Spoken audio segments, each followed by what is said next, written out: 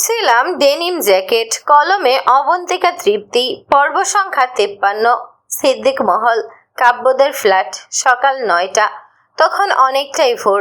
সকালের কমলাটে সূর্যের আলো কাব্যদের বিছানায় লুতুপুতু খেতে শুরু করেছে। ওদিকে সারা রাত জেগে থাকা কুহু কিছুক্ষণ আগেই ঘুমিয়েছিল মাত্র। ঘুমের ঘোরেই সূর্যের এমন আলোতে চোখ মুখ কুঁচকে পাশ থেকে কুশন নিয়ে নাক মুখ চেপে ধরে অস্পষ্ট সুরে চেঁচালো, এই পর্দাটা খুলেছেন কেন? ইস! কুহু কুচকানো মুখে পাশ ফিরে বালিশ চেপেছে মুখে। কাব্যর চোখেও আলো লাগছে। ওর পাতলা ঘুমটুকু ভাঙলো এ সময়েই। দুহাতে চোখ ঘুষে ডোলে চোখ খুলে সরাসরি জানালার দিকে তাকালো কাব্য। ঘুমানোর আগে কুহুকে নিয়ে জানালার পাশটায় দাঁড়িয়ে অনেকক্ষণ গল্প করেছিল। সে সময় পর্দাটা খুলে দিয়েছিল, পরে আর লাগানোর কথা মনে নেই। কাব্য ঘাড় সামান্য বাঁকিয়ে ঘুমন্ত কুহুর দিকে একবার তাকালো। বেচারির ঘুম সম্ভবত পণ্ড হয়ে গেছে ইতোমধ্যেই, বারবার এপাশ ওপাশ ফিরছে। কাব্য মৃদু হেসে কুহুর মুখ থেকে কুশন আলগোছে সরিয়ে দিল, না হলে দম বন্ধ হয়ে যাবে। কুহু ঘুমে সেসব খেয়ালও করেনি। কাব্যর বুকে মুখ ঘুষলো আদরে ভঙ্গিতেই। ওভাবেই কাব্য মৃদু হেসে কুহুকে এক হাতে ধরে রেখে হামাগুড়ির মতো করে জানালার দিকে হাত বাড়ালো। অনেকটা দূরেই, তবুও বেশ কষ্ট করে পর্দাটা টানলো এক হাতেই। তারপর আবার সতর্ক চোখে কুহুকে দেখে নিল। না, ঘুম ভাঙেনি। কাব্য ঘড়ি দেখে, 9টার উপরে বাজে। বিয়ে আছে আজ বাড়িতে, ওঠা উচিত দুজনেরই এখন। একটু পরেই শামিমা কাউকে পাঠাবেন ডাকতে।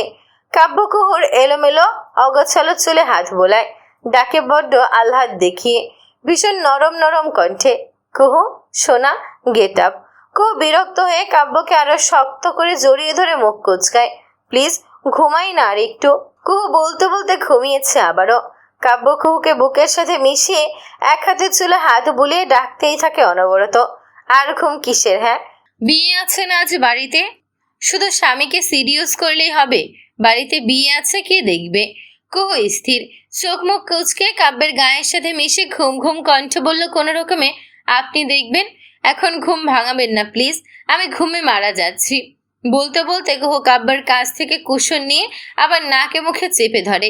কাব্য হেসে ওঠে, পরপর কুশন সরিয়ে নিতে নিতে আবার ডাকে, আর না, ঘুম আসলে রাতে ঘুমাবি, একটু ডিস্টার্ব করবো না আমি, কিন্তু এখন ওঠ প্লিজ, একটু পরেই আম্মু চলে আসবে রাখতে। কুহু এ যাত্রায় চোখ টোক খুলে ভীষণ বিরক্ত হয়ে কাব্যের দিকে তাকালো মাথা তুলে। কাব্যর এমন তাকানো দেখে বড্ড বেচারার মতো বলল, ওভাবে কি দেখছিস? আমিও তো চাই তুই ঘুমা, কিন্তু বাইরের আর ঘড়ি দেখ, 9টা বাজে সোনা। কুহুর বোধ হলো এবার। ও কাব্যের দিকে তাকিয়ে একবার ঘড়ির দিকে তাকালো, পরপর বুঝতে পেলেও বেশ দেরি হয়ে গেছে ইতোমধ্যে। কুহু দীর্ঘশ্বাস ফেলে এগিয়ে এসে কাব্যের হাতের উপর মাথাটা এলিয়ে রেখে কাব্যের মুখের দিকে তাকালো। কাব্য মৃদু হেসে কুহুকে আগলে নিল ওর পাশটায়, সাথে ভ্রু উচালো কি। কুহু ভীষণ আদরের চোখে কাব্যের মুখটার দিকে তাকিয়ে থাকলো, পরপর আরো ঘেঁষে এলো কাব্যের গায়ের সাথে। কাব্য আগলে নিল ওভাবেই।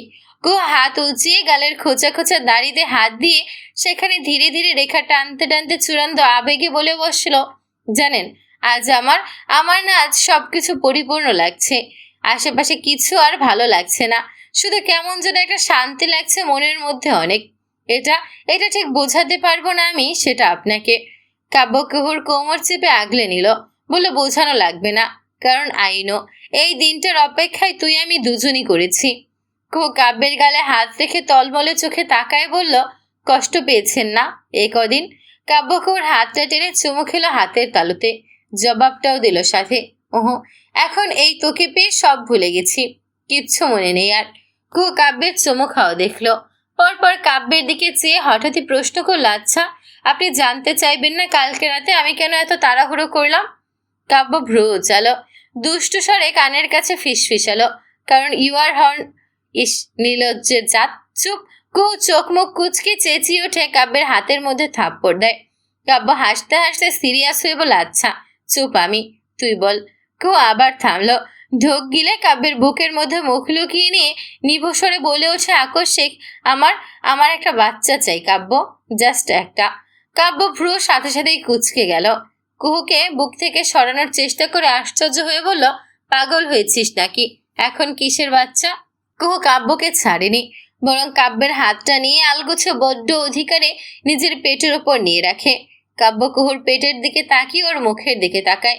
কুহু টলমল চোখে বলে দিল, আপনি বুঝবেন না, আমার আজকাল নিজেকে খুব খালি খালি লাগছে। বারবার মনে হচ্ছে ও নেই, আমার বাচ্চাটা আর নেই কাব্য ভাই। বারবার আমার মাথায় আসে আমার জন্য হয়তোবা ও নেই, আমি দায়ী এসবের জন্য। আর আপনিও কষ্ট পাচ্ছেন। আমাকে বলেন না দেখে আমি কি দেখি না? কালকে রাতে আপনার হাতে ওর আলটার ছবি ছিল, আপনি আমাকে দেখে যে লুকিয়ে ফেললেন আমি দেখিনি ভেবেছেন? কাব্য কুহুর কাছে ধরা পড়া চোরের মতো মুখ লুকিয়ে নিল।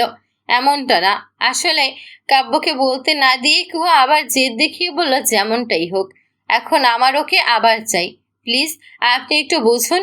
কাব্য ঢোক গিলে কুহুর পেট থেকে হাত সরিয়ে নিতে নিতে বলল, আসবে কুহু, ও আবার আসবে, তবে এখন না হো, আরও পরে। কুহু অধৈর্য ভঙ্গিতে জবাব দিল, কেন পরে? আমার চাওয়ার কি কোনো দাম নেই আপনার কাছে? ফ্যামিলি প্ল্যানিং কি আপনি করবেন শুধু? কাব্য ভ্রু কুচকালো, আমি কখন ফ্যামিলি প্ল্যানিং করলাম? আগেটা তো এক্সিড। কুহু আর বলতে দিল না, সাথে সাথেই কাব্যের মুখ চেপে ধরে, অ্যাক্সিডেন্ট না, আমাদের ভালোবাসার কারণে ও এসেছিল। কাব্য তাকিয়ে রইল অপলক কুহুর দিকে।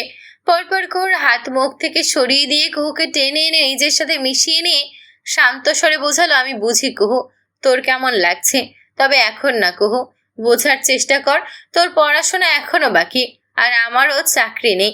ফুটবল ফিল্ডে নিজের জায়গা করতেও তো টাইম লাগবে বাবা, তার উপর তোর সবেই একটা মিসক্যারেজ হয়েছে, বাড়ির সবাই শেষে আমাকেই ধরে পেটাবে। কুহু মাথাটা নামিয়ে নিল, ঠোঁট চেপে ধরে কান্না আটকে ফেলল। কাব্য বুঝে এসব, ওর গোলগাল মুখটা ধরে নিজের সামনে তুলে ধরল, চোখ মুছিয়ে দিতে দিতে বলল, কাঁদছিস কেন? বাচ্চা নেব না তা তো বলিনি, নেব তো। কুহু টলমল চোখে চেয়ে জবাব দিল, আমার এখন চাই। আপনি বুঝবেন না, আমার বুকটা খালি খালি লাগছে কাব্য, বারবার মনে হয় ও আর নেই, আমি ওর জন্য অনেক স্বপ্ন দেখেছিলাম। কুহুর ভাঙা গলা। কাব্য ধীরে সুস্থে জবাব দিল, আচ্ছা বাচ্চা চাই তো, ঠিক আছে নেব, কিন্তু আপাতত তুই পড়াশোনা আর আমার সংসারটায় ফোকাস কর। বাচ্চা আল্লাহ চাইলে আমরা সময় মতো নিব। হ্যাঁ, আবেগে পড়ে আবার ভুল করতে চাই না আমি, আমাদের বাচ্চা ভুল ছিল। খুব বোকার মতো তাকালো। কাব্য কুহুর চুলে হাত বুলিয়ে দিতে দিতে বোঝালো আবার, আমি তো একবারও বলিনি ও ভুল ছিল, কিন্তু সময়টা তো ভুল ছিল কুহু। আমাদের সম্পর্ক সেদিন ঠিক থাকলে আমি নিশ্চয়ই এই বিষয়টা খেয়াল রাখতাম। ডক্টর বলেছে মিসক্যারেজ হবার পেছনে তোর মানসিক অশান্তি, অস্থিরতা প্লাস তোর অপরিপক্কতাও দায়ী। কুহু সির্ফ তাকিয়ে রইল। কাব্য আবার বলে, তুই খুশি থাকছো না? আগের মতো হয়ে গেলেই আমরা এক ফাঁকে বেবি নিয়ে নেব, ঠিক আছে? পড়াশোনা বেবি নিয়ে চালিয়ে যাবি, সমস্যা কি? আম্মু আছে, চাচি আছে, প্রবলেম হবে না বেবি বড় করতে, কিন্তু এখন না। খুব বুঝে এবার কাব্যের সমস্ত কথা। কাব্য ওর কপালে চুমু খেয়ে বলে, আমি যা বললাম মনে থাকে যেন, আমি যেন আর না শুনি আমার অগোচরে তুই কিছু করেছিস। যাই করবি এখন থেকে আমাকে জানাবি। আমি হাঁপিয়ে গেছি কুহু, আর কোনো ঝামেলা চাই না লাইফে, অন্তত তোর থেকে না। এখন থেকে আমরা যা করব একসাথে একে অন্যকে জানিয়ে করব, ঠিক আছে? কুহু মাথা নাড়ল ধীরে। কাব্য আবার ঘড়ি দেখে, সময়টা পেরিয়ে যাচ্ছে। কুহুর দিকে তাকিয়ে বলল, এখন উঠতে হবে, ওয়াশরুমে কি একসাথে যাবি? কুহুর সাথে সাথে লজ্জা পেয়ে গেল। কাব্যের বুকের উপর থাপ্পড় বসালো চোখ মুখ কুচকে, অসভ্য, আপনি যান আগে। কাব্য আহাম্মক হয়ে গেল, ও মা, কে কাকে অসভ্য বলছে? কাল রাতের সিনারি কি তার মনে নেই? কুহু লজ্জায় দুহাতে কুশন চেপে মুখ লুকিয়ে ফেলে। কিসব বলে কাব্য? ইস! কাব্য কুহুর মুখ থেকে কুশন সরিয়ে দেওয়ার চেষ্টা করতে করতে বলল, কেউ চাইলে এই ভর দুপুরে আমি আবার তাকে সেটা মনে করিয়ে দিতে পারি, দেব নাকি? কুহু কুশন মুখের উপর শক্ত করে চেপে ধরে চেঁচায়, ছি, অসভ্য, গোসলে যান এক্ষুনি। কুহুর ওভাবে চেঁচানোতে কাব্য কান চেপে ধরে, হেসে ওঠে নিঃশব্দে, আর বেচারিকে জ্বালালো না। পরপর উঠে গেল। ফ্লোরে ওদের জামা কাপড় ছড়ানো ছেটানো, ধীরে সুস্থে সেসব নিয়ে ঝুড়িতে রাখলো। কাব্য বড্ড নিট ক্লিন ছেলে কিনা। তারপর টাওয়াল নিয়ে গেল ওয়াশরুমে। ওদিকে কুহু লজ্জায় আর কুশন সরালো না বাকিটা ক্ষণ। সিদ্দিক মহল, দুপুর 11টা। সিদ্দিক বাড়িতে আজ বিয়ে, শিরোনাম স্নিগ্ধ ইটস কায়া। বেশ সুন্দর শোনাচ্ছে না ওদের দুজনকে একসাথে, এক শব্দে? বিয়ে উপলক্ষে সকাল থেকে হুড়মুড় করে প্রস্তুতি নেওয়া হচ্ছে বিয়ের। কাব্য সেই যে ঘুম থেকে উঠে কাজে লেগেছে, আর এক ফোঁটা বিশ্রাম নেওয়ার অবধি টাইম পাচ্ছে না। বড় ভাই হিসেবে শামীমা বিয়ের অর্ধেক কাজই বলতে গেলে কাব্যের উপর ছেড়ে দিয়েছেন। সেদিক থেকে কুহু ব্যস্ত, হাতে হাতে কাজ এগিয়ে দিচ্ছে শামিমার। এই তো মাত্রই টাকার মালা দুটো বানিয়ে সেটা সেফ জায়গায় রেখে এসেছে। স্নিগ্ধের পাঞ্জাবি ইস্ত্রি করা হয়েছে, সেটা রেখে এসেছে স্নিগ্ধর রুমে। কায়ের বাড়িতে মিষ্টি পাঠানো হবে, সেসবের হিসেব কষে মিষ্টির জন্য মানুষ পাঠিয়েছে দোকানে। সবাই সকাল থেকেই কাজ করতে যেখানে ব্যস্ত, সেখানে স্নিগ্ধ সারা রাত কায়ের সাথে ফোনে কথা বলে এখনো ঘুমাচ্ছে। শামিমাও ডাকেননি ছেলেকে। বড় ভাবি হিসেবে কুহু দায়িত্ব নিয়ে ঈশার ইঙ্গিতে বুঝিয়েছে আজ স্নিগ্ধের ঘুম কতটা দরকারি। ঘুমাকো। শামিমা কি বুঝলেন কে জানে, তবে আর বিরক্ত করলেন না। কুহু সোফায় বসেছে সবে, হাতে একটা কাগজ। সোফার সামনে লাগেজ থেকে টেবিলে ঢেলে রাখা হয়েছে 5 কাপড়ের কাপড় চোপড়। স্নিগ্ধের বাড়িতে একটা নিয়ম আছে, বিয়ে বাড়িতে আসা আত্মীয় স্বজনদের কাপড় দেওয়া হয় বরপক্ষ থেকে। কুহু আপাতত দেখে দেখে যার যার কাপড় তার নাম লিখে রাখছে কাকে কোনটা দেওয়া হবে, না হলে পরে ঝামেলা হয়ে যাবে। কাব্য সবেই ঘরে ঢুকেছে, হাতে বোঝাই করা মিষ্টির প্যাকেট। কাব্য ঘরে ঢুকতেই একটা কাজের লোক এসে মিষ্টির সব প্যাকেট ওর হাত থেকে নিয়ে রান্নাঘরে চলে গেল। সবাই এমনই ছুটছে আজ ভীষণ, কারোরই দম নেবার ফুসরত নেই। ওদিকে বাইরে থেকে এসে বেচারা কাব্য ও ঘ্যামে একাকার। কুহু সোফায় বসা দেখে এসে বসলো সোফাতে কুহুর পাশে। কাব্যকে দেখে কুহু হিসেবের খাতাটা রেখে কাব্যের দিকে তাকালো। কাব্য সোফা গায়ে এলিয়ে দিয়ে চোখ বুজেছে, গলায় মুখে ঘাম, পরনের শার্টও ঘেমে কুচকে আছে। কুহুর বড্ড মায়া হলো। ও খাতাটা রেখে রান্নাঘর থেকে ঠান্ডা পানি এনে কাব্যের দিকে বাড়ালো। এই পানি নিন। কাব্য চোখ খুলে তাকালো। কুহুর বাড়িয়ে দেওয়া পানি দেখে স্বস্তির শ্বাস ফেলে পানির গ্লাস হাতে নিয়ে এক ঢোকে পুরোটাই খেলো। পরপর গ্লাসটা কুহুর দিকে বাড়িয়ে দিতে দিতে বলল, ঘুমে পাগল পাগল লাগছে কেন যেন। কুহু শুনে পানির গ্লাস শক্ত করে চেপে ধরে, মাথাটা নামিয়ে মিনমিন করে বলল, কাল রাতে ঘুম হয়নি হয়তো সেজন্য। কাব্য শুনে চুপ করে গেল। বসার ঘর না হলে কুহুকে পাল্টা লজ্জা দেওয়া যেত, এখন কুছ বললেও কেউ শুনে ফেলবে। কুহুকে লজ্জা দেওয়ার ইচ্ছাটা কোনো রকমে দমন করে কাব্য কুহুকে টেনে এনে ওর পাশে সোফায় বসালো। কুহু আতকে উঠে বলে, আল্লাহ, কেউ দেখবে তো, এভাবে টানে কেউ। কাব্য আশপাশ ভালো করে দেখে নিল, কেউ নেই এখন আশেপাশে। কাব্য এবার অভদ্র হলো। কুহুর ওড়নাটা টেনে কপাল গলার ঘাম মুছতে মুছতে কুহুর দিকে চেয়ে নিভুস্বরে দুষ্ট ইঙ্গিতে বলল, কাল রাতে ঘুমাতে দিলে তো আর ঘুম লাগতো না। বড্ড নিষ্ঠুর আমার বউ। রাত হলে সে শাড়ি পরে ঘুরঘুর করে আমার সামনে, না চাইতেও তখন আমার রাত জাগতে হয়। কুহু লজ্জা পেল, মিনমিনে স্বরে বলল, ধৈর্য কম বলেই তো রাত জাগা লাগে, বউ শাড়ি পরলেই বুঝি তর্স হয় না। কাব্য হাসল। কুহুর কোমরের ওখানে শক্ত একটা চিমটি কেটে বলল, আমার তর্স হইলেই বউয়ের সয় না, রাত না জাগলে মেরে ফেলার হুমকিও দেয় আজকাল। কুহুর কোমরে ওভাবে চিমটি কাটায় ব্যথা লাগলো। নাকমুখ কুচকে বলল, মানে আমি কখন মেরে ফেলার হুমকি দিলাম? আর চিমটি কাটলেন কেন? ব্যথা পেয়েছি আমি। কাব্য হেসে কুহুর কোমর থেকে হাত সরিয়ে নিল। সোফায় আবার গায়ে এলিয়ে দিতে দিতে বলল, ক্লান্ত লাগছে ভীষণ। গলার এমন স্বরে কুহুর বড্ড মায়া লাগলো এই মানুষটার জন্য। কাব্যের থেকে ওড়না ছাড়িয়ে নিয়ে এবার নিজেই ওর গলার ঘাম মুছে দিতে দিতে কাতর কণ্ঠে বলল, বড্ড পরিশ্রম হয়ে যাচ্ছে না? হুঁ। কাব্য ক্লান্ত কণ্ঠে জবাব দিল, চোখটা তখনও বুজে রাখা। বন্ধু, এ আমি কি দেখছি? তানিমের গলা শুনে কাব্য ছিটকে এসে সরে দাঁড়ালো কুহুর থেকে। কুহু ফ্যালফ্যাল চোখে তানিমের দিকে চেয়ে আবার কাব্যের দিকে তাকালো। তানিম হা হয়ে কুহু কাব্যের দিকে তাকিয়ে আছে। ওর এমন তাকানোর রহস্য কাব্য বুঝে।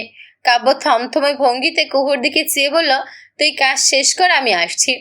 কাব্য কথাটা বলে সোফা থেকে উঠে তানিমের কাঁধ ধরে ওকে টেনে নিয়ে চলে গেল বাইরে। বাড়ির বাইরে এসে দাঁড়ালো দুজন। তানিমের মুখ এখনো হা। কাব্যর মুখ দেখে গলা খাকারে দিল। তারপর তানিমের মুখ থুতনি চেপে বন্ধ করে দিয়ে থমথমে কণ্ঠে বলল, ওভাবে তাকিয়ে থাকার কিছু নেই। তামিম এখনো হতভম্ব। কুহু, ও তোর পাশে বসে ওগুলো, এই তোদের মধ্যে কবে ঠিকঠাক হলো সব? কাব্য গলা খাকারে দিয়ে আশপাশ দেখতে দেখতে বলল, হয়েছে যেভাবেই হোক, তোর জানার দরকার নেই। তানিম এখনো ব্যাপারটা হজম করতে পারছে না। বেচারা শখ খেয়েছে সম্ভবত। বলল, ভাই সিরিয়াসলি, কবে কিভাবে ঠিক হলো? একটু তো বল, এই অসম্ভবটা সম্ভব হলোটা কেমনে? আমিও অনেক আগ্রহী জানার জন্য।